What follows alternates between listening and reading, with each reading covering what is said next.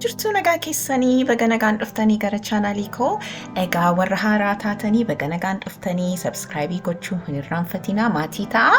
Akkasumas kan na wajjin turtanis baga nagaan dhuftanii. Egaa har'a kan isiniin agarsiisu yookiin wanta qabadheen dhufe suphee keenya, suphee yookiin bireddistii ta'uu danda'a, yookiin jabanaa ta'uu danda'a, yookiin immoo kan waa itti dhiyeessinu ta'uu danda'a. Gaafa urataa godhatu yookiin gaafa baqaqu attamitti haala salphaadhaan waanuma mana keenya keessa jiruudhaan akkamitti akka suphinu isinittiin agarsiisa. Egaa kuni wanta waattiin dhiyeessudha. Wanta ho'aa si'a ture wanta qabbanaa irratti kaayetanii akka jirutti na jalaa baqaqee. Egaa isa wajjin suphinaa waanuma salphaatiin waanuma mana keenya keessa wanta jiruudhaan keemikaala kan hin qabaanne isaan fayyadamnaa. Wanta fayyadamu immoo kunooti teemiradhaan fayyadameetanii isaanii nan suphaa jechuudha. Kunooti egaa ayinataan teemira gosa isaa kan ani fayyadame marjuu jedhama afaan Ingiliziidhaatiin. Xinnoo inni gosni isaa xinnoo wanta guddaa wanta ta'eefi egaa foon qaba. Isaanii suphuudhaaf salphataa garuu yoo argattanii gosa kana yoo argattanii gaariidha. Yoo argachuu baattanis teemira argattaniidhaan suphuun dandeessu. Egaa maalan godhee teemira tokko fudhadhee ija isaa keessaa baaseetanii lafa baqaqee akka jirutti yookiin lafa urataa godhateetti akka jirutti isa nan diba.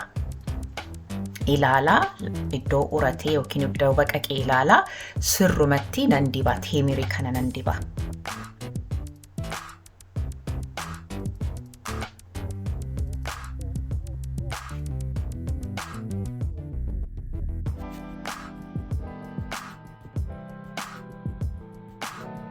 Baay'ee baqaqee intanaan kuni supheen kuni na gaafa ittoofa namni ittiin dhiyeessanii ayyaanadhaafi so gaafa ittiin dhiyeessu jalaanii bakka waxii yookiin ittoo akka jiruutiin gadhimmisa. Kanaafi amma sirrumatti nan suphaa. Teemira kanaadhaan nan suphaa. Egaa na wajjin turaa wanta hojjedhu na hordofaa. Egaa teemira tokko fixeera. Teemira gara biraa fidadheetanii iddoo uratee akkuma jirutti isan dibaa. Kunooti harka isaa irratti iyyuu hin hafne isa dibaan jira. Achis urataa godhateera.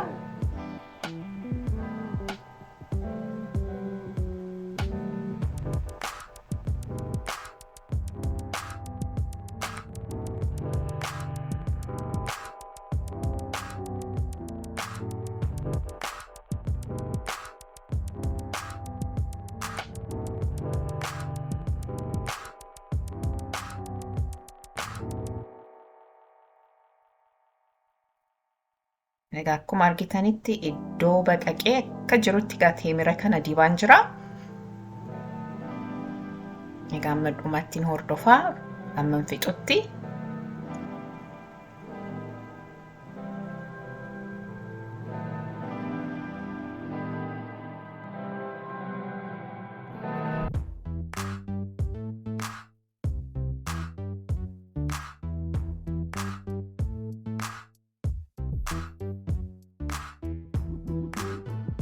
Egaa kunooti akka jirutti sirrumatti dibeera. Lafa baqaqee ilaalaa akka jirutti teemira kana dibeera.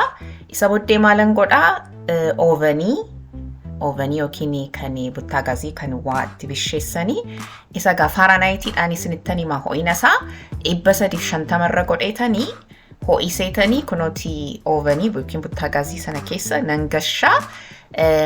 Amma teemiricha amma bishaatutti nan ilaalaa nan eegaanii daqiiqaa 40-50 akkas fudhataa. Egaa ilaalaa sirrumatti gaafa harkaan xuqxanii sirrumatti gogaa bakka.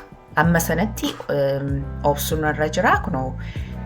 Kunooti bishaateera akka argitanitti ilaaltanii gaa harkaan si'an xuquu sirrumatti bakka walitti qabateera.